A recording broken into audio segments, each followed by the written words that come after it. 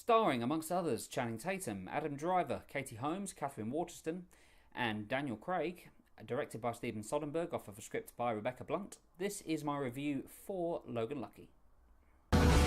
Would you give me my arm, please? Is it this one? Logan Lucky is a heist movie in which Channing Tatum's character Jimmy loses his job because of an old leg injury. He then ropes in his brother, played by Adam Driver, who only has one arm because of his service in the army, to rob a racetrack during one of their biggest events of the year. In doing so, they need the help of Daniel Craig, who is currently incarcerated. It's the way he says it. I'm not just saying it like that for fun. But the problem is he, as I say, is in jail. So they need to A, break him out. B, make sure nobody knows that he's been broken out. C, do the robbery. And then D, put him back before anybody notices that he's gone.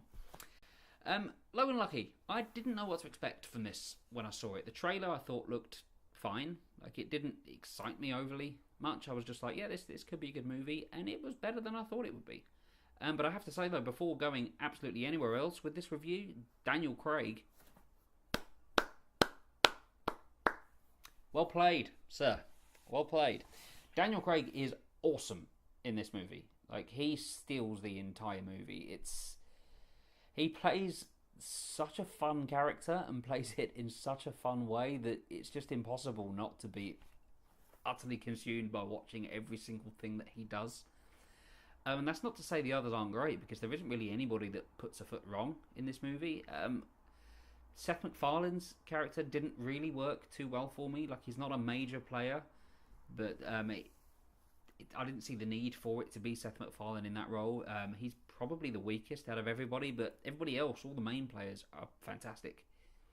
The actual plot itself and the heist, thankfully, never really gets too convoluted. It's relatively straightforward, at least from a narrative sense. I don't quite understand half the things that they're doing, and they do make an explosive device involving gummy bears.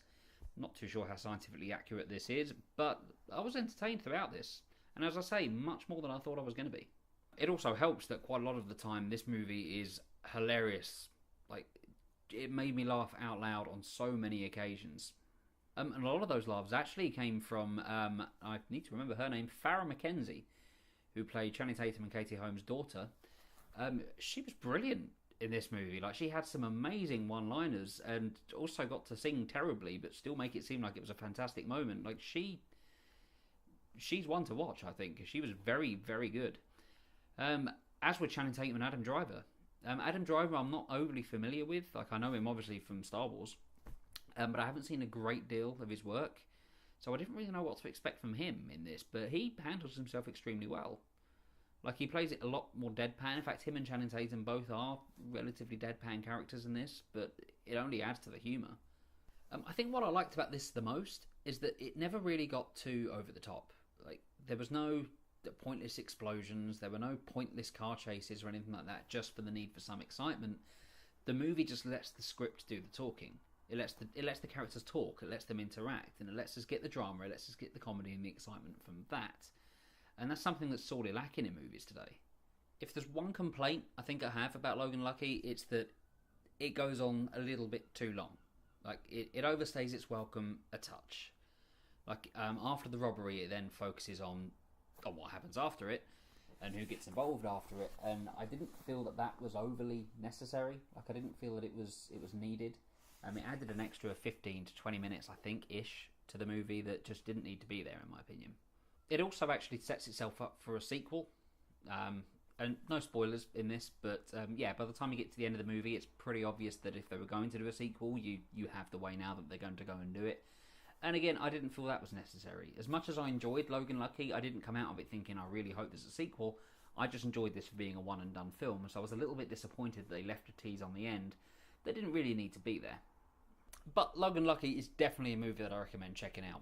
Do try and see it on the big screen if you can. I think it's important to support movies like this that aren't tentpole features. They're not part of big franchises. They're just movies that come out completely unrelated to any other film. So I definitely think that these are the kind of movies that we all need to get behind. So please do go watch this. I think you'll enjoy it.